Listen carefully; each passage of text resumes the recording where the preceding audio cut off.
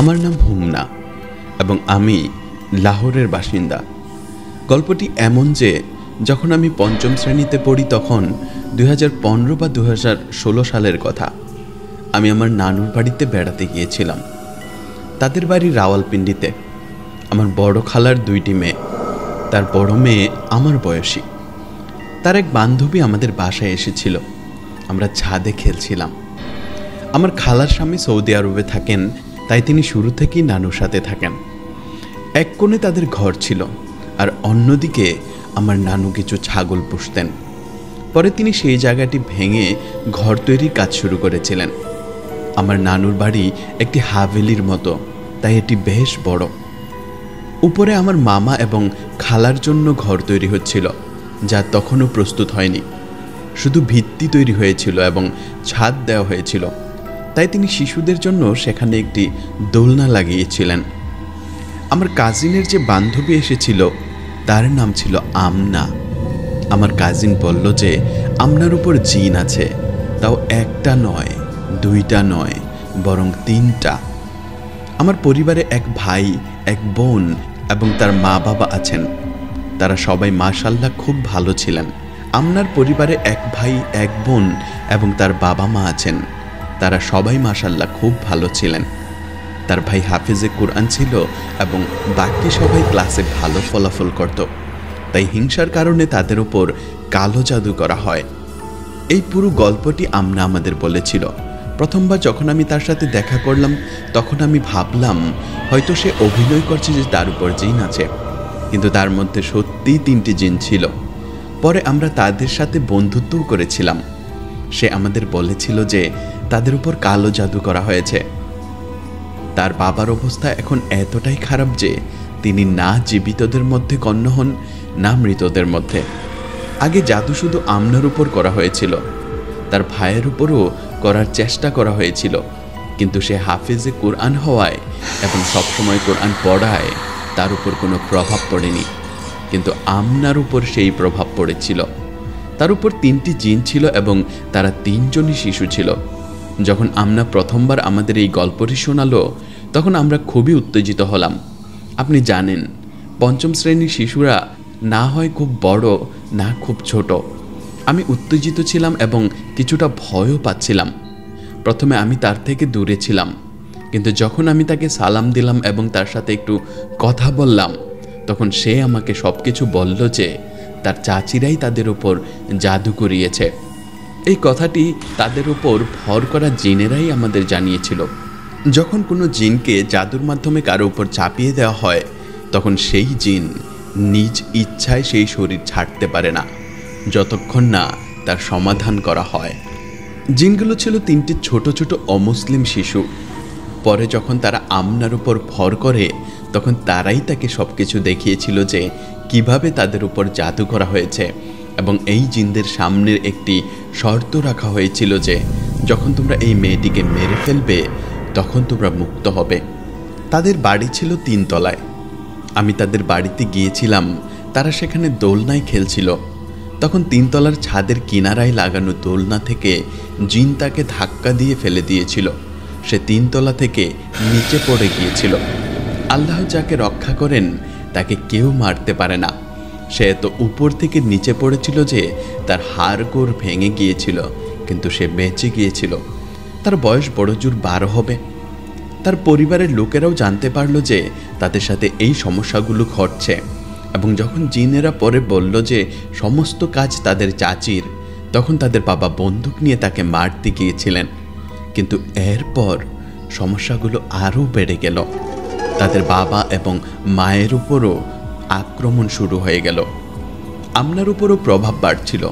শুধু তার ভাই বেঁচে ছিল। প্রথমে জিনরা তাকে পড়তে দিত না। সে যতই চেষ্টা করত পড়তে পারত না। সে 5ম শ্রেণীতে পড়ত। যখনই সে পড়তে শুরু করত তার চোখ থেকে রক্ত পড়া শুরু হয়ে যেত। কোরআন মজিদ পড়তে বসলে জিনরা তাকে সেটাও করতে দিত না। তারা তাকে খুব বিরক্ত করত এবং শারীরিকভাবেও কষ্ট দিত। তারা তার জন্য অনেক সমস্যা তৈরি করত। আমি জানি না তারা কিভাবে মুসলমান হয়েছিল। জিনরা সবচেয়ে বড় মিথ্যাবাদী। জানি না তারা অভিনয় করছিল কিনা। নাকি সত্যিই মুসলমান হয়ে গিয়েছিল। পরে তারা তাকে আবার কোরআন পড়তে দিত, এমনকি আমরা তার সাথে এক জায়নামাজে দাঁড়িয়ে নামাজও পড়েছি। তাদের জায়নামাজ ছিল অনেক বড়। যদি জিনগুলো মুসলমান না হতো তাহলে হয়তো তারা তাকে নামাজ পড়তে দিত না। এরপর জিনরা তার সাথে বন্ধুত্ব করতে শুরু করলো। আমার ভালোভাবে মনে আছে তারা 3টি জিন ছিল। একটির নাম জোহা, একটির নাম জাইনাব এবং আরেকটির নাম ফাতিমা। তারা 3জনই শিশু ছিল। ফাতিমা তোতলা করে কথা বলতো, আর জোহাকে আমাদের ছেলে মনে হতো। যদিও সে মেয়েদের মতো কথা বলতো, কিন্তু তার কণ্ঠস্বর ছিল অদ্ভুত পুরুষালী। জাইনাব খুবই চুপচাপ ছিল, সে খুব কম কথা বলতো। তাকে ডাকলেও সে আসতো না। যেহেতু আমরা 3 তলা থেকে পড়ে গিয়েছিল, তাই সে আর দোলনায় চড়ত না, ভয় পেত। সেই দোলনাটা বেশ বড় ছিল। আমরা যখন দোল খেতাম তখন এত দ্রুত চালাতে পারতাম যে আমাদের হাত ছাদে লেগে যেত, আর ছাদটা বেশ উঁচু ছিল।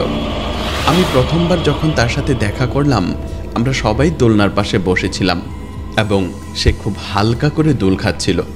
তখন সে আমাদের সব গল্প বলল। আমি সেখানে বসে বললাম, না, তুমি মিথ্যা বলছো, তোমার মধ্যে কোনো জিন নেই। যদি কোনো জিন থাকে তবে তাদের ডাকো, তারা আমাদের সাথে কথা বলুক। বিশ্বাস করুন, কয়েক সেকেন্ডের মধ্যে তার শারীরিক ভাষা বদলে গেল। প্রথমত জোহা নামের জিনটি, যে খুবই সাহসী ছিল, সে তার মধ্যে উপস্থিত হলো। সে বলল, আমি জোহা, তুমি সাহেলের কাজিন? আমার কাজিনের নাম সাহেল, আমার মা উপরে ছিলেন। এরপর তারা সবাই একে একে নিজেদের পরিচয় দিল। কে কত বছরের জিনগুলো আমাদের বয়সী ছিল। আমার মা বললেন, ও মিথ্যা বলছে, এরা জিন নয়, আমনাই কণ্ঠস্বর পরিবর্তন করে কথা বলছে। ফাতিমা তোতলা করে তার পরিচয় দিল। জাইনাবকে আমরা অনেক ডাকলাম, কিন্তু সে আসলো না।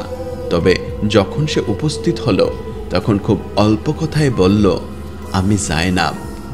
তারপর জোহা আমাদের বলল যে জাইনাবের জীবনে শুধু তার মৃত্যুই লেখা আছে এবং সে তার মায়ের সাথে থাকত, কিন্তু কালো জাদুর মাধ্যমে তাকে বন্দি করা হয়েছে এবং সে এখন এখানেই আছে। তাই সে তার মাকে খুব মনে করে, কিন্তু দেখা করতে পারে না। সেই কারণে সে এত কম কথা বলে। সেই সময় আমরা ছোট ছিলাম, তাই এত কিছু অনুভব করতে পারতাম না। কিন্তু এখন যখন ভাবি তখন মনে হয় আমরা অনেক ঝুঁকিপূর্ণ কাজ করেছি এবং আল্লাহ আমাদের নিরাপদে রেখেছিলেন। আপনি জানেন যে ছোট শিশুদের ওপর জিনদের প্রভাব খুব সহজে পড়ে এবং জিনেরা সবচেয়ে বড় মিথ্যাবাদী হয়। তাদের উপর বিশ্বাস করা উচিত নয়। আমার মা বললেন, ও মিথ্যা বলছে, এটা কিভাবে সম্ভব যে জিন এভাবে কথা বলে? তখন আমার একটি ছোট বোন ছিল, যে এখন এই দুনিয়াতে নেই। তার মৃত্যুর 2 বছর হয়ে গিয়েছিল। আল্লাহ তাকে জান্নাত নসিব করুন। আমরা জিনদের সাথে তার সম্পর্কে কিছুই বলিনি। আপনি জানেন যে তাদের এমন অনুভূতি শক্তি আছে, তারা এই বিষয়গুলো অনুভব করে জেনে নেয়। ভাই, সে আমাদের পুরো বাড়ির নকশা বলে দিয়েছিল। বাড়িতে কতগুলো ঘর আছে, বাথরুম কোন দিকে, আমাদের কয়জন ভাই বোন, আমরা তাকে এসব কিছুই বলিনি। তাকে শুধু জানানো হয়েছিল যে ইনি আমার আম্মি। তখনও আমাদের বিশ্বাস হয়নি, কিন্তু যখন সে বলল তোমার একটি ছোট বোন ছিল যে মারা গেছে, তখন আমাদের একটু ধাক্কা লাগলো। তখন আমার মা বিশ্বাস করতে শুরু করলেন যে এখানে কিছু গড়বড় আছে, কারণ আমরা আমনাকে আমাদের বোনের সম্পর্কে কিছুই বলিনি। আমার বড় বোন তার সাথে খুব বেশি মিশত না, আর আমি ছোট বোনের সাথেও তেমন মিশতাম না। কিন্তু যেহেতু আমরা সমবয়সী ছিলাম এবং আমার নিজের কাজিনের সাথে খুব ভালো সম্পর্ক ছিল, আর আমনা ছিল তার বান্ধবী, তাই আমার তার সাথেও বন্ধুত্ব হয়ে গিয়েছিল। আমার মা বললেন, এর সাথে বেশি বন্ধুত্ব করো না, কারণ বড়রা জানেন যে এই জিনিসগুলো মানুষের জন্য কতটা বিপজ্জনক। যেখানে নির্মাণ কাজ হচ্ছিল সেই ঘরগুলো একটু পেছনের দিকে ছিল। সকালে সেখানে বেশ আলো থাকতো, কিন্তু রাত হওয়ার সাথে সাথে সেখানে খুব অন্ধকার হয়ে যেত, কারণ ওটা বাড়ির পেছনের দিক ছিল। সেখানে কোনো আলো ছিল না, তাই আমার মা আমাদের উপর নজর রাখতেন। আমার খালার ঘর উপরে হওয়ায় আমাদের বন্ধুত্ব আরও গভীর হয়ে গিয়েছিল। একদিন সে বাড়ি চলে যাওয়ার পর পরের দিন আমরা তাকে আনতে গেলাম। আমার কাজিন বলল, চলো তোমাকে ওর বাড়িও দেখাবো। তখন আমি ছোট ছিলাম। আপনি জানেন যে যেসব বাড়িতে জাদুর প্রভাব থাকে সেখানকার লোকেরা অনুভব করুক বা না করুক, কিন্তু বাইরের কেউ সেখানে প্রবেশ করলে খুব ভয়াবহ অনুভূতি হয়। এক ধরনের নেতিবাচক শক্তি অনুভব করে কেউ। যখন আমরা তার বাড়িতে প্রবেশ করলাম, যদিও বাড়িতে বেশ পরিষ্কার ছিল, কিন্তু আমার খুব অস্বস্তি হচ্ছিল। সে বলল, ভিতরে এসে বসো। আমরা বললাম, না, আমরা আমনাকে নিতে এসেছি। তখন সে বলল, আমি কাপড় বদলে আসছি। আপনি জানেন যে ছোট শিশুরা কাপড় বদলাতে সময় নেয়, কিন্তু 1 মিনিটও হয়নি সে আমাদের সামনে দিয়ে ভিতরে গেল এবং পরক্ষণেই বাইরে চলে এলো। তখন আমার একটু ভয় লাগছিল যে এর সাথে কিছু একটা হয়তো আছে। এরপর আমরা বাড়িতে ফিরে এসে খেলতে শুরু করলাম। আমরা সেই দোলনায় দোল খাচ্ছিলাম। আমনা আমাদের সাথে ছিল, কিন্তু দোলনায় চড়তে ভয় পাচ্ছিল। তাই আমরা তাকে বিরক্ত করছিলাম যে, যাও জাইনাব আর ফাতিমাকে ডেকে আনো। কারণ যখন ওরা তার উপর ভর করত, তখন তারা এত জোরে দোলনা চালাতো যে দোলনাটা ছাদে গিয়ে লাগতো এবং তারা খুব হাসতো। সে সময় তাদের হাসি আমার কাছে অদ্ভুত লাগতো না, কিন্তু এখন যখন আমি ফ্ল্যাশব্যাকে যাই, তখন তাদের হাসি কিছুটা অদ্ভুত আর ভুতুড়ে মনে হয়। আমরা খুব লাজুক ছিল, কিন্তু যখনই ওরা তার উপর ভর করত, সে খুব সাহসী হয়ে যেত। দোলনা দ্রুত চলতে থাকলে আমরা বলতাম, আমনাকে ডেকে আনো। তখন আমনা চিৎকার করে বলতো, এই দোলনা এত দ্রুত চলছে কেন, আমাকে থামাও। তখন আমরা তার সাথে খেলতে শুরু করলাম, তার সাথে মিশে গেলাম। আমরা তার সাথে নামাজও পড়তাম। এরপর একদিন আমার তার সাথে ঝগড়া হয়ে গেল। আপনি জানেন যে এসব জিনিসের সাথে বন্ধুত্ব করাও যেমন ক্ষতিকর, তেমনি ঝগড়া করাও ক্ষতিকর।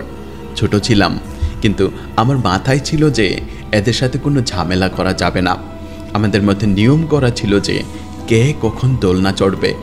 আমরা 5-6 জন কাজিন ছিলাম, আর ওরা ছিল এত দ্রুত যে একবার আমনা, একবার জোহা, একবার জাইনাব, এইভাবে তারা পরপর 4 বার দোলনা চড়ত।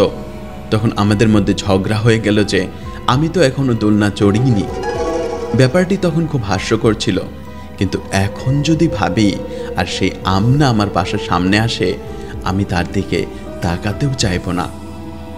আমাদের সমাধান ছিল যে একজন দোলনায় বসবে এবং অন্যজন তার কাঁধে। বাকি সবাই দোলনায় চড়ে নিচে চলে গিয়েছিল।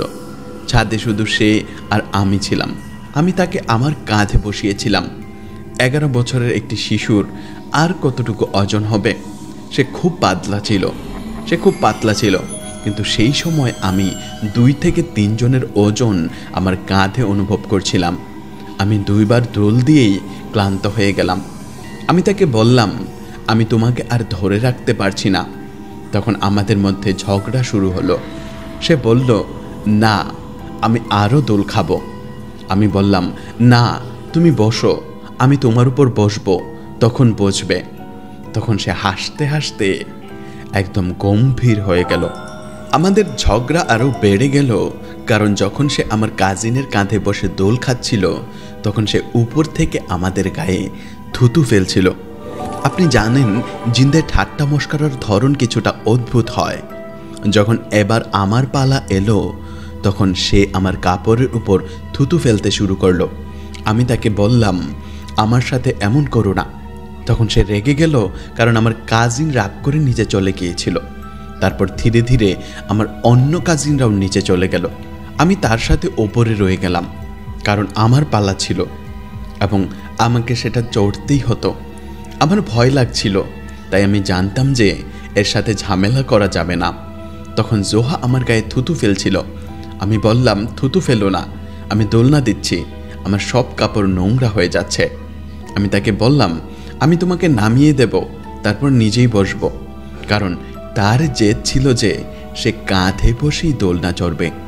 তখন মাগরিবের সময় হয়ে গিয়েছিল এবং বেশ অন্ধকার হয়ে গিয়েছিল। সে একদম গম্ভীর হয়ে আমাকে বলল, চলো একটু পেছনের ঘরে চলো। বিশ্বাস করুন, এই কথা বলার সময় আমার লোম খাড়া হয়ে গিয়েছিল। আপনি জানেন, যখন একজন মানুষ হাসতে হাসতে গম্ভীর হয়ে যায় তখন সেই দৃশ্যটা কেমন হয়। সে আমাকে বলেছিল, চলো তুমি আমার সাথে একটু অন্য ঘরে চলো, তুমি আমাদের সাথে খুব বেশি ফ্রি হয়ে গেছো। যখন সে আমাকে এই কথা বলল আমি খুব ভয় পেয়ে গেলাম। আমি যদি চিৎকার করে চলে যেতাম তবে আমার সাথে অনেক খারাপ কিছু হতে পারত। ছাদে কেউ ছিল না, খালার ঘরও খালি ছিল, তাই আমি খুব সহজে নিচে নেমে গেলাম। পরের দিন যখন আমনা এলো আমি তার থেকে একটু দূরে দূরে থাকলাম। আমরা যখন খেলছিলাম তখন আমার নানা ছাগলের জন্য ভুট্টার ছালসহ অন্যান্য জিনিস নিয়ে আসতেন। সেগুলো পরিষ্কার থাকায় আমরাও তা থেকে নিজেদের জন্য কিছু অংশ বের করে নিতাম। আমরা সেই ভুট্টার ছাল বাঁচছিলাম এবং আমনাকেও আমাদের সাথে বসিয়েছিলাম, সেও খাচ্ছিল। তখন মনে পড়ে তার উপর জোহা ভর করেছিল। সে মজা করে আমার কাজিনের আঙ্গুল এমনভাবে মুচড়াতে লাগলো যে তার পুরো আঙ্গুল ফুলে গিয়েছিল। আমার কাজিন চিৎকার করে বলেছিল, আমার আঙ্গুল ছাড়ো। সে এত জোরে মুচড়াচ্ছিল যে তার আঙ্গুল প্রায় ভেঙেই যেত। আমাদের শক্তি আর জিনদের শক্তির মধ্যে অনেক পার্থক্য। যখন আমার খালা বিষয়টি জানতে পারলেন তখন তিনি আমার কাজিনকে ডেকে বললেন, সাহেল, আজকের পর থেকে তুমি ওদের সাথে আর খেলবে না। তিনি তাকে ধরে ঘরে নিয়ে গেলেন এবং আমরা সবাই ঘরে চলে গেলাম। আমরা বাইরে একাই দোল খাচ্ছিল। তখন আমার ছোট খালা ছাদে এসে আমাদের সাথে কথা বলছিলেন। খেলার জায়গা এবং খেলার ঘর এমন দূরত্বে ছিল যে ঘরে বসে থাকা মানুষের আওয়াজ সেখানে পৌঁছানোর কথা নয়। তিনি সেখানে ঘর পরিষ্কার করছিলেন এবং খুব আস্তে কথা বলছিলেন। তারা বলছিলেন যে আমনার উপরে জিন আছে এবং আমাদের মেয়েদের সাথে যেন এমন কিছু না ঘটে, তাই তাকে আমাদের থেকে দূরে রাখতে হবে। আমরা আমাদের থেকে বেশ দূরে বসেছিল। আমরা যতটা আস্তে কথা বলছিলাম তা খুবই হালকা ছিল, কিন্তু জিনদের শ্রবণ ক্ষমতা খুব বেশি, তাই সে সেখান থেকে উঠে এসে ঘরের কাছে দাঁড়িয়ে গেল। আমার খালা তাকে দেখে ফেললেন। যখন তিনি পেছনে ফিরে ঘর পরিষ্কারের সরঞ্জাম রাখতে গেলেন তখন আমনা বলল, আমি আপনার সব কথা শুনেছি এবং এখান থেকে চলে যাচ্ছি। তখন আমি পুরোপুরি নিশ্চিত হলাম যে তার মধ্যে সত্যিই জিন আছে, তাই সে সেখান থেকে উঠে এসে ঘরের কাছে দাঁড়িয়ে গেল। আমার খালা তাকে দেখে ফেললেন। যখন তিনি পেছনে ফিরে ঘর পরিষ্কারের সরঞ্জাম রাখতে গেলেন তখন আমনা জিনের কণ্ঠে বলল, আমি আপনার সব কথা শুনেছি এবং আমি এখান থেকে চলে যাচ্ছি। তখন আমি পুরোপুরি নিশ্চিত হলাম যে তার মধ্যে সত্যিই জিন আছে। এরপর তাকে কিছুটা বুঝিয়ে শান্ত করা হলো। জিনদের মাংস এবং হাড় খুব পছন্দ। আমরা একদিন বাড়িতে মাছ রান্না করছিলাম এবং একসাথে বসে খাচ্ছিলাম। মাছের কাঁটা বের করতে কিছুটা সময় লাগে, কিন্তু সে একটা পুরো মাছের টুকরো তুলে নিয়ে কাঁটাসহ মুখে দিয়ে চাবাতে শুরু করলো। আমরা তো তাকিয়েই থাকলাম। পরে আমরা তাকে উপেক্ষা করতে শুরু করলাম, কারণ এই বিষয়গুলো নিয়ে বেশি মাথা ঘামালে তারা আরও বেশি বিরক্ত করে। সে কাঁটাসহ পুরো মাছের টুকরোটাই খেয়ে ফেলল। এবার আমাদের সাথে তাদের একটা ভালো সম্পর্ক তৈরি হয়ে গেল। ঈদের পর সে আমাদের মামার সাথে আমাদের বাড়িতে এসেছিল। আমার মামা একটু ধার্মিক ধরনের মানুষ।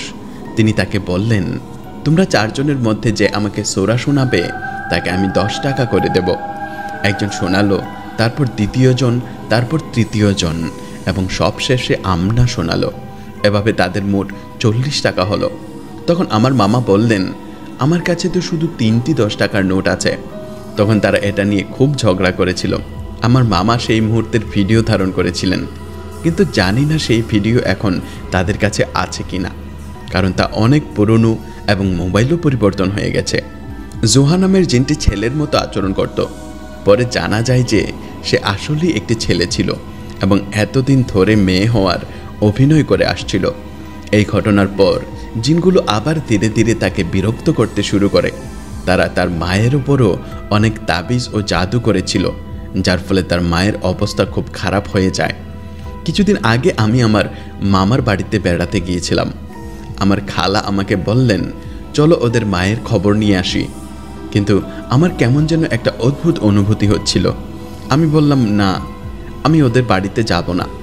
যদিও তাদের বাড়িতে কোরআন খতম করানো হয়েছিল এবং আপনার সাথে আমার ভালোই সালাম দোয়া বিনিময় হয়েছিল, তবুও আমি যেতে রাজি হলাম না। তার মা একরকম মৃত্যুশয্যায় আছেন, কিন্তু তার মৃত্যু হচ্ছে না। জীবনটা তার জন্য খুব কঠিন হয়ে গেছে। তার শরীরে ফোস্কার মতো দানা বের হতে শুরু করেছে এবং সেগুলো থেকে অনবরত পানি ঝরছে। তাদের পরিস্থিতি খুবই খারাপ। তার বাবা মায়ের সম্পর্ক খুব ভালো ছিল, কিন্তু 1-2 বার তার বাবা যখন তালাকের কথা বললেন, তখনই তিনি বুঝতে পারেন যে তাদের সাথে কিছু অস্বাভাবিক ঘটনা ঘটছে। তখন জিনরা আবার নিজেদের উপস্থিতি প্রকাশ করতে শুরু করে। যাই হোক, আশা করি আপনি এই গল্পটি পছন্দ করেছেন। আমি জানি যে এটি হয়তো খুব বেশি ভীতিকর নয়, কারণ আমাদের তাদের সাথে বেশ ভালো সম্পর্ক তৈরি হয়ে গিয়েছিল। আল্লাহ পাক তাদের আরোগ্য দান করুক। তাদের মা এখনও এই সমস্যায় বন্দী। আল্লাহ তাআলা তাদের এই সমস্যা থেকে রক্ষা করুন, আমিন। আমার পক্ষ থেকে আপনার ইউটিউব পরিবারকে আল্লাহ হাফিজ। গল্পটি শেয়ার করার জন্য আপনাকে ধন্যবাদ। চলুন আরেকটি গল্পের দিকে যাই। আসসালামু আলাইকুম, কেমন আছেন? আশা করি আপনি ভালো আছেন। আমার নাম কাদির এবং আমি সিন্ধের হায়দ্রাবাদের বাসিন্দা। আমি আপনার সাথে একটি গল্প শেয়ার করতে চাই। আপনি আপনার অনুসারীদের অবশ্যই বলুন যে যদি আপনার কোনো সন্তান বা কোনো মূল্যবান জিনিস থাকে, তবে তাকে অন্যের নজর থেকে রক্ষা করুন। এটা জরুরি নয় যে আপনার হৃদয় পরিষ্কার হলে সামনের ব্যক্তির হৃদয়ও পরিষ্কার হবে। আমি জীবনে কখনো এত দুঃখিত হইনি যতটা এখন আছি।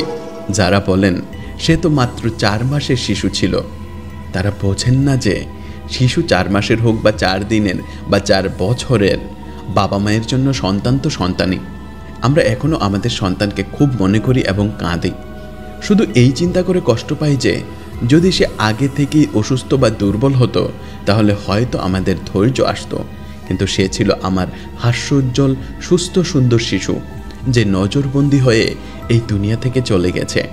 এই বিষয়টি আমাদের প্রতিটি মুহূর্তে কষ্ট দেয়। তাই আপনাদের কাছে এই বার্তা দিচ্ছি যে যারা অন্যদের প্রতি হিংসা করেন, আল্লাহর ওয়াস্তে কারোর প্রতি হিংসা করবেন না। আল্লাহর কাছে চান, তিনি সবাইকে দেন, আপনাকেও দেবেন, কিন্তু এমন কিছু করবেন না যাতে আপনার নজর কারো দুনিয়া ও জীবন কেড়ে নেয়। যদি আপনি কারো দুনিয়া ধ্বংস করে কিছু লাভ করেনও, তবে এই দুনিয়াতে আর কতদিন থাকবেন? আপনার এমন কোনো কাজ অন্যের প্রজন্মকে ধ্বংস করে দেয়। এই গল্পটি আমার সন্তানের সাথে সম্পর্কিত। আমার বয়স এখন 35 বছর। আমার বিয়ে 31 বছর বয়সে 16ই মে 2023-এ হয়েছে এবং 2024 সালে আল্লাহ তাআলা আমাকে সন্তানের মাধ্যমে সম্মানিত করেছেন। আমি জানাতে চাই যে আমার সন্তান খুবই সুস্থ এবং সুন্দর ছিল। আমার সন্তানের জন্মের পর যত দিন যাচ্ছিল, ততই সে আরও সুন্দর এবং আরও সুস্থ হয়ে উঠছিল। 3 মাস বয়সেই তাকে দেখতে 1 বছরের শিশুর মতো লাগতো। ঘটনাটি এমন যে আমার শ্বশুরবাড়িতে আমার স্ত্রীর 2 কাজিনের বিয়ের অনুষ্ঠান ছিল। আমাকে এবং আমার স্ত্রীকে সেখানে যেতে হয়েছিল। সেখানে একজন আল্লাহর বান্দা উপস্থিত ছিলেন। তিনি আমার স্ত্রী এবং সন্তানের দিকে তাকিয়ে বললেন, তোমাদের সন্তানের এখন যে অবস্থা, যদি সে 1 মাসও বেঁচে থাকে তবে সেটাই অনেক বড় ব্যাপার হবে। সেই বিয়ের অনুষ্ঠান অক্টোবরের শেষের দিকে হয়েছিল। আপনি বুঝতে পারছেন, যদি কোনো মাকে বলা হয় যে আপনার সন্তান 1 মাসও বাঁচবে না, তাহলে সেই মায়ের কী অবস্থা হতে পারে? আমার স্ত্রী এই কথা শুনে খুব ভয় পেয়ে গিয়েছিল এবং সে আমাকে কিছু বলেনি, কারণ সে ভাবছিল আমি কি মনে করব। পরে আমি আমার স্ত্রীকে এই কথার জন্য দোষারোপ করছিলাম যে যদি তুমি আমাকে আগে বলতে, তাহলে হয়তো আমরা কিছু ব্যবস্থা নিতে পারতাম, কাউকে দেখাতে পারতাম এবং তার অবস্থার কিছু উন্নতি হতো। সেই সময় পর্যন্ত সন্তানের কোনো সমস্যা ছিল না। সেই বিয়ের অনুষ্ঠানে আমাদের একজন আত্মীয়, এক আন্টি অন্য শহর থেকে এসেছিলেন। সেই মহিলার বিশেষত্ব ছিল যে তার নিজের সন্তানরাও তাদের সন্তানদের এই মহিলার থেকে দূরে রাখত। পরিবারে প্রচলিত ছিল যে আপনাদের সন্তানদের এই মহিলার থেকে রক্ষা করুন, কারণ যে শিশুকে সে একবার চোখে দেখে সেই শিশু মারা যায়। ভাই, আপনাকে বলি, আমার মনে এমন কিছু ছিল না এবং আমি কখনোই কারোর জন্য খারাপ কিছু ভাবিনি। আমি ভাবতাম এগুলো শুধু মানুষের কথা, কিছুই ঘটে না। যদিও জাদু এবং নজর লাগা সত্য আর এই সব কিছু আমার সন্তানের সাথেই ঘটল, কারণ আমার হৃদয় পরিষ্কার ছিল এবং আমার মনে কোনো সন্দেহ ছিল না। আমি সেই আন্টির কাছে গিয়ে বসেছিলাম, তাদের সাথে সালাম এবং দোয়া বিনিময় করলাম। যে বিয়ের অনুষ্ঠানে আমরা গিয়েছিলাম সেখানে প্রায় 1200 মানুষের সমাগম ছিল এবং তাদের মধ্যে আমার সন্তানই ছিল আকর্ষণের কেন্দ্রবিন্দু। মানুষ প্রায়ই তার সাথে ছবি তুলছিল এবং বলছিল, এটা তো আপনার সন্তানই মনে হচ্ছে না। আমরা সামনে থেকে মাশাল্লাহ বলেছিলাম এবং আল্লাহর শুকরিয়া আদায় করেছিলাম। আমি সেই আন্টির পাশে বসেছিলাম। আমার স্ত্রী সেখান দিয়ে যাওয়ার সময় আমি তাকে ডাকলাম, হায়দারকে আমার কাছে নিয়ে এসো। আমার স্ত্রী আমার সন্তানকে আমার কাছে নিয়ে এলো এবং আমি সেই আন্টিকে আমার সন্তান দেখালাম। আপনি বিশ্বাস করবেন না, সেই মহিলা যেভাবে আমার সন্তানের উপর হাত বোলালো, যেভাবে ক্রসের চিহ্ন আঁকা হয় ঠিক সেভাবে সে আমার সন্তানের মুখের উপর হাত বোলালো। আর আপনি বিশ্বাস করবেন না, এই বিয়ের 2 দিন পরেই আমার সন্তানের অবস্থা খুব খারাপ হতে শুরু করলো। আমরা ডাক্তারদেরও দেখালাম। হায়দ্রাবাদের যত ভালো ডাক্তার এবং হাসপাতাল ছিল তারা সবাই জবাব দিয়ে দিল এবং বলল, আমাদের পক্ষে কিছুই করা সম্ভব নয়। এরপর আমরা তাকে আরেক হাসপাতালে নিয়ে গেলাম, যেখানে আমার সন্তান 4 দিন আইসিইউতে ছিল। তখন তার অবস্থার কিছুটা উন্নতি হয়েছিল। এরপর চিকিৎসার খরচের জন্য আমাদের সাথে যোগাযোগ করতে বলা হলো। আমি একজন প্রাইভেট শিক্ষক এবং আমার আয়ও তেমন বেশি নয়, কিন্তু তবুও চেষ্টা করলাম যে আমাদের সন্তানের জন্য যা কিছু করতে পারি তা করব। এর 2 দিন পরে ডাক্তার বারবার আমাদের ডাকতে লাগলো। তখন আমার সন্তানের অবস্থা আরও খারাপ হয়ে গেল। তারা বলল, যদি আপনি চান তবে এখানে আবার ভর্তি করাতে পারেন অথবা আপনি সন্তানকে করাচি নিয়ে যেতে পারেন। আমি তখনই আমার সন্তানকে করাচি নিয়ে যাওয়ার জন্য প্রস্তুত হলাম। আমরা অ্যাম্বুলেন্সের ব্যবস্থা করলাম, কারণ পথে আমার সন্তানের অক্সিজেনের খুব বেশি প্রয়োজন ছিল। সে ঠিকমতো শ্বাস নিতে পারছিল না। প্রথমে অ্যাম্বুলেন্সের ব্যবস্থা হচ্ছিল না। আল্লাহর উপর ভরসা করে আমরা একটি অ্যাম্বুলেন্স পেলাম এবং সেটি আমাদের বাড়ির দিকে রওনা হলো। কিন্তু পথে সেই অ্যাম্বুলেন্সটি খারাপ হয়ে গেল, যার কারণে 1.5 ঘন্টা আমাদের আরও অপেক্ষা করতে হলো। আমরা সন্ধ্যার সময় আমাদের শহর থেকে যাত্রা শুরু করেছিলাম এবং তখন রাত হয়ে গিয়েছিল। আমরা তখনও হায়দ্রাবাদেই ছিলাম। অন্য কোনো অ্যাম্বুলেন্সের ব্যবস্থা হচ্ছিল না, যাতে অক্সিজেনও ছিল। সেই সময় আমার সন্তানের অক্সিজেনের খুব প্রয়োজন ছিল। অনেক বাধা আসছিল, কিন্তু তবুও আমরা দোয়া করতে করতে সেখান থেকে বের হলাম। একটি ছোট অ্যাম্বুলেন্সের ব্যবস্থা হলো, তাতে অক্সিজেনও ছিল এবং তারপর আমরা আমাদের সন্তানকে নিয়ে করাচি হাসপাতালে পৌঁছালাম। আমার সন্তান 14 দিন এবং 14 রাত সেখানে ছিল। মাঝে মাঝে সে সুস্থ হয়ে উঠেছিল। যখন সে হাসপাতালের আইসিইউতে ছিল তখন সে এত সক্রিয় ছিল যে ডাক্তার এসে তার গাল টিপে বলতেন, তুমি এখানে কি করছো? তুমি তো একদম ঠিক আছো। তার রিপোর্ট দেখেও তারা বলতেন, আপনার সন্তান একদম ঠিক আছে। আমাদের এমনকি বলা হয়েছিল যে আজ তাকে ডিসচার্জ করে দেওয়া হবে। কিন্তু যখনই আমরা সেখান থেকে বের হওয়ার চেষ্টা করতাম, আমরা চাইলেও বের হতে পারতাম না এবং আমার সন্তান 27 তারিখে পুরো 4 মাস বয়সে এই দুনিয়া ছেড়ে চলে গেল। যখন আমার সন্তানের শেষ রাত ছিল, সেই রাতে তার অবস্থা খুব খারাপ হয়ে গিয়েছিল। সেই রাতে তার সাথে অনেক কিছু ঘটেছিল, যেমন তার অ্যাটাক হয়েছিল, চিনির স্তর কমে গিয়েছিল, প্লাটিলেটও কমে গিয়েছিল। একসাথে আমার সন্তান বিভিন্ন রোগে আক্রান্ত হয়ে পড়েছিল। আপনি বিশ্বাস করবেন না, যখন আমি আমার সন্তানকে দেখতে গিয়েছিলাম তার মৃত্যু প্রায় 2 ঘন্টা আগে। সেই 14 দিনে আমি এবং আমার স্ত্রী যখনই আমাদের সন্তানের কাছে যেতাম, কোরআনের আয়াত পড়ে তার উপর ফু দিতাম। আমরা বাড়িতেও আমার সন্তানের জন্য দোয়া এবং ওজিফা করিয়েছিলাম। কাবা শরীফেও আমাদের সন্তানের জন্য বিশেষ দোয়া করানো হয়েছিল। যখন আমি আমার সন্তানকে দেখতে গিয়েছিলাম তখন তার চোখে এক ধরনের ভয় এবং ক্ষোভ ছিল। যে মুহূর্তে আমি অনুভব করলাম আমার সন্তান নয়, বরং তার মধ্যে অন্য কেউ আছে যে এই সময় আমাকে দেখছে, আমি তার কাছে গিয়ে বললাম, হাদি, তুমি আমার সন্তান এবং আল্লাহ চাইলে দুনিয়ার কোনো শক্তি আমার কাছ থেকে তোমাকে আলাদা করতে পারবে না। আমি বাবা হিসেবে এইটুকুই বলতে পারছিলাম। এটি ছিল আমার প্রথম সন্তান এবং আমি আশা করছিলাম সে ঠিক হয়ে যাবে। তার মৃত্যুর 2 দিন আগেও সে হাসপাতালের ভেতরে হাসছিল। যখন আমি 1.5 ঘন্টার জন্য নিচে গিয়েছিলাম তখন আমার শাশুড়ি এবং শ্বশুরের ফোন এলো যে, কাদির আপনি উপরে আসুন। আমি বললাম, আমাকে বলুন কি পরিস্থিতি, হাদি ঠিক আছে? কিন্তু তারা শুধু বলল, আপনি উপরে আসুন। এবং যখন আমি উপরে গেলাম তখন আমি জানতে পারলাম আমার পৃথিবীটাই যেন ওলট পালট হয়ে গেছে। আমার সন্তান এই দুনিয়া ছেড়ে চলে গেছে। এরপর আমরা তার মরদেহ নিয়ে হায়দ্রাবাদের উদ্দেশ্যে রওনা হলাম। আপনি বিশ্বাস করবেন না, তার মরদেহ নিয়ে আসার সময়েও পথে অনেক বাধা এসেছে। আমরা একটি গাড়িতে তার মরদেহ নিয়ে আসছিলাম। আমরা ভোর 4টায় সেখান থেকে রওনা হয়েছিলাম এবং সকাল 8:30-এ হায়দ্রাবাদে পৌঁছালাম। পথে হঠাৎ করে একটি বিপজ্জনক মোটরসাইকেল এসে পড়ায় আমাদের গাড়ির সামনের টায়ার ফেটে গেল। আল্লাহ আমাদের রক্ষা করেছেন, না হলে একটি বড় দুর্ঘটনা হতে পারত। আমার সন্তানের মৃত্যু প্রায় 3-4 দিন আগে তার মাথার উপর হালকা হালকা করে ইংরেজি 4 সংখ্যার মতো একটি চিহ্ন ফুটে উঠতে শুরু করেছিল।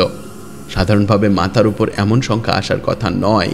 যখন আমার সন্তানের মৃত্যু হলো, তার গোসল এবং কাফন দেওয়ার পরও তার মাথার উপর সেই 4 চিহ্নটি লেখা ছিল। যখন আমরা এই বিষয়ে জানতে চাইলাম তখন আমাদের বলা হলো যে তার উপর প্রচণ্ড নজরবন্দি এবং জাদুর প্রভাব ছিল। আমরা বিভিন্ন জায়গায় জানতে চাইলাম। কিছু লোক আমাদের বলেছিল যে আপনি এটি সংখ্যার মতো দেখছেন, কিন্তু এটি জাদুর আক্রমণের একটি অংশ এবং একটি সিফলি আমলের কারণে আপনার সন্তানকে পথ থেকে সরিয়ে দেওয়া হয়েছে। কিছু মানুষ এভাবেই হিংসা করে।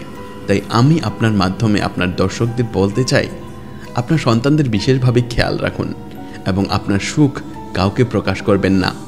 আপনি তো কাউকে আপনার সুখের কথা বলে দেবেন, কিন্তু এটা জরুরি নয় যে সামনের ব্যক্তি আপনাকে সেই দৃষ্টিতেই দেখছে। ভাই, এই ছিল আমার গল্প। যদি ভালো লাগে তবে আপনার চ্যানেলে অবশ্যই শেয়ার করবেন। অনেক ধন্যবাদ, আপনি গল্পটি শেয়ার করেছেন। আল্লাহ তাআলা আপনার সন্তানের মর্যাদা বৃদ্ধি করুন, তাকে জান্নাতুল ফিরদাউসের উচ্চ স্থান দান করুন, আমিন। এখন আমি আপনাকে যে গল্পটি শেয়ার করতে যাচ্ছি এটি আমার জীবনের একটি সত্য ঘটনা, যা আমি আজ পর্যন্ত কোনো চ্যানেলে শেয়ার করিনি। তাই ভাবলাম আপনাকে শেয়ার করি, যাতে এটি আপনার চ্যানেলে শোনা যায় এবং ইউটিউব পরিবারও এটি শুনতে পারে। চলুন এখন আমি আপনাকে আমার জীবনের সবচেয়ে খারাপ এবং ভয়ঙ্কর ঘটনার কথা বলি। আমার নাম আনাবি এবং আমার স্বামীর নাম আলী। আমাদের 2টি সন্তান আছে, একটি মেয়ে যে 3 বছর বয়সী এবং একটি ছেলে যে 2 বছর বয়সী। আমার বিয়ে 2019 সালে লাহোরে হয়েছে, সম্পূর্ণ পারিবারিক সম্মতিতে। আমরা স্বামী স্ত্রী খুব সুখী ছিলাম, ভালো জীবন কাটাচ্ছিলাম। আমার স্বামীও খুব ভালো মানুষ ছিলেন, সহযোগী এবং যত্নশীল। বিয়ের কিছু সময় পর যখন সন্তান হলো তখন সব কিছু ঠিকঠাক চলছিল, কিন্তু তারপর হঠাৎ করে এমন কিছু ঘটতে শুরু করলো যা ভাবা যায় না। আমাদের উপর নজর লেগে গেল, বিশেষ করে আমার স্বামীর চাচির, যিনি চাইতেন যে তার মেয়ের বিয়ে আমার স্বামীর সাথে হোক, কিন্তু যেহেতু আমার সাথে বিয়ে হয়ে গিয়েছিল তাই তিনি হিংসায় চলে গিয়েছিলেন। তিনি প্রায়ই কিছু রান্না করে পাঠাতেন এবং সবসময় বলতেন, এটা শুধু আলীর জন্য। প্রথমে আমি ভাবলাম হয়তো তিনি খুব ভালোবাসেন আলীকে, কিন্তু আমি সেই খাবার খেতাম না, শুধু আমার স্বামী খেতেন। কিছুদিন পর আমাদের মধ্যে ঝগড়া শুরু হয়ে গেল, যা আগে কখনোই হয়নি। আমার স্বামীর আচরণ পরিবর্তন হতে লাগলো। তিনি আমার সাথে কথা বলতেন না, সন্তানদের সময় দিতেন না। যদি আমি কারণ জিজ্ঞাসা করতাম তবে তিনি চিৎকার শুরু করতেন। তিনি আমাকে মারধর করতেন, গলা টিপে ধরতেন এবং দেয়ালে চেপে ধরতেন। আমি খুবই বিরক্ত হয়ে গিয়েছিলাম। নামাজ পড়তাম, কোরআন পড়তাম, দোয়া করতাম, কিন্তু তিনি দিন দিন কঠোর হতে লাগলেন। একদিন আমি লক্ষ্য করলাম যে তিনি যে খাবার পাঠান তাতে তাবিজ মেশানো থাকে। আমি সেই খাবার লুকিয়ে রাখলাম এবং আমার শাশুড়িকে সব কথা বললাম। তিনি বললেন, কাল আমরা একজন মৌলানা সাহেবের কাছে যাব। আমরা তার সাথে দেখা করলাম এবং তিনি বললেন যে আমার স্বামীর ওপর কালো জাদু করা হয়েছে, যাতে আমরা স্বামী স্ত্রী একে অপরের থেকে দূরে থাকি। এটা শুনে আমার হৃদয় ভেঙে গেল। আমি সেই চাচিকে এত সম্মান দিতাম, আর সেই আমার পরিবারকে ধ্বংস করার চেষ্টা করছিল। মাওলানা সাহেব আমাকে পড়া পানি এবং 4টি তাবিজ দিলেন। 2টিকে বাড়িতে মাগরিবের আগে চালাতে হবে এবং 2টিকে আমার স্বামীর বালিশের নিচে রাখতে হবে। আমি ঠিক তেমনই করলাম। কিছু মাস শান্তিতে কাটলো। তারপর একদিন আমি ঘুমাচ্ছিলাম। আমি স্বপ্ন দেখলাম যে আমার স্বামীর দুর্ঘটনা ঘটেছে এবং তার পাশে একটি কালো ছায়া দাঁড়িয়ে আছে। সে আমাকে বলছে, এখন তোমরা দুজন অবশ্যই আলাদা হয়ে যাবে। আমি ভয়ে জেগে উঠলাম, নামাজ পড়লাম এবং সবার জন্য নাস্তা তৈরি করলাম।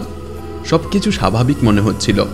সন্ধ্যার সময় প্রায় 4টার দিকে আমার স্বামী বললেন, আমি একটু দাতা দরবার থেকে ঘুরে আসি।